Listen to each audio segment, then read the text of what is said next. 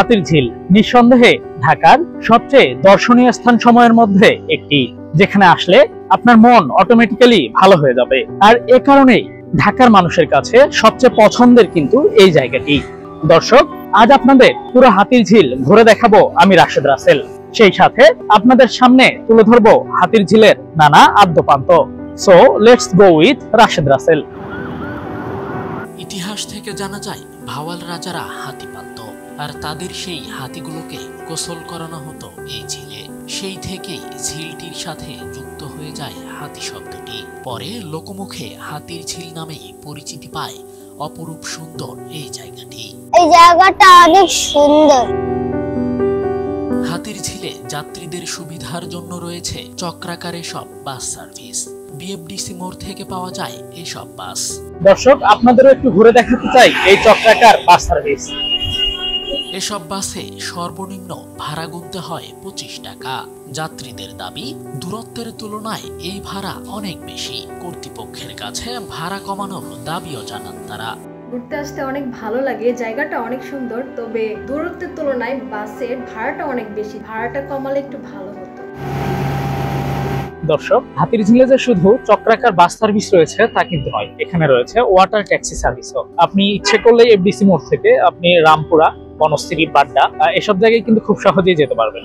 আমরা রামপুরার 2টি টিকিট নিয়েছি। একটি টিকিট আমাদের কাছে 25 টাকা করে রাখা হয়েছে। দূরত্ব হিসেবে ভাড়াটা অনেক বেশি। আমার মনে হয় ভাড়াটা একটু কমাইলে ভালো হবে। ওয়াটারে দিয়ে আসি, মানে পানিতে প্রচুর দুর্গন্ধ। আমার মনে হয় যে কর্তৃপক্ষের এইটার উপর একটা জোর দরকার। এখন পানির কথা বলতে গেলে কি বলবো, আসলে হচ্ছে সরকার যদি সরকার কর্তৃপক্ষ যদি ভালোভাবে কাজ করে অবশ্যই পানি ভালো থাকবে। ভালো রাখার দায়িত্ব তো আমাদের। এখন আমরা যদি ভালো থাকি, ভালো রাখি, তাহলে সবই ভালো। আর যদি আমরা ভালো না রাখি, ভালো না রাখার চেষ্টা করি, তাহলে ভালো থাকবে না। আপনাদের যদি একটু দেখাই, এই পানি সত্যি কিন্তু অনেকটাই নোংরা। আপনারা এখানে না আসলে আসলে বুঝতে পারবেন না। এবং এখানে যে কতটা দুর্গন্ধ, তা আসলে না আসলে আপনাদের কোনোভাবেই বোঝানোর কোনো উপায় নেই। এই হলো বর্তমান হাতির ঝিলের চিত্র। বিকেল পেরিয়ে সন্ধ্যা হলেই হাতির ঝিল যেন রূপ নেয় এক উৎসবের নগরীতে। বাহারি আলো আর দৃষ্টিনন্দন সড়কে যেন মন হারিয়ে ফেলে ঘুরতে আসা দর্শনার্থীরা। মধুবাগ বৃষ্টির সৌন্দর্য যেন নিমিষেই মন কেড়ে নেয় দর্শনার্থীদের।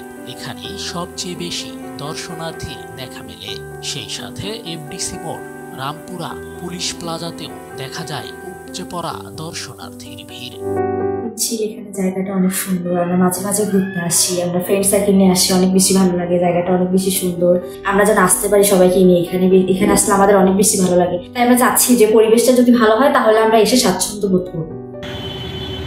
হাতির ঝিলকে ঘিরে গড়ে উঠেছে বেশ কিছু রেস্টুরেন্ট। এখানে সহজেই মেলে বাঙালি, থাই, চাইনিজ ও ইন্ডিয়ান খাবার। যদিও খাবারের দাম বেশি রাখা নিয়ে অভিযোগ রয়েছে দর্শনার্থীদের। দর্শক, দেখতে দেখতে আজ বেলা ফুরিয়ে এসেছে।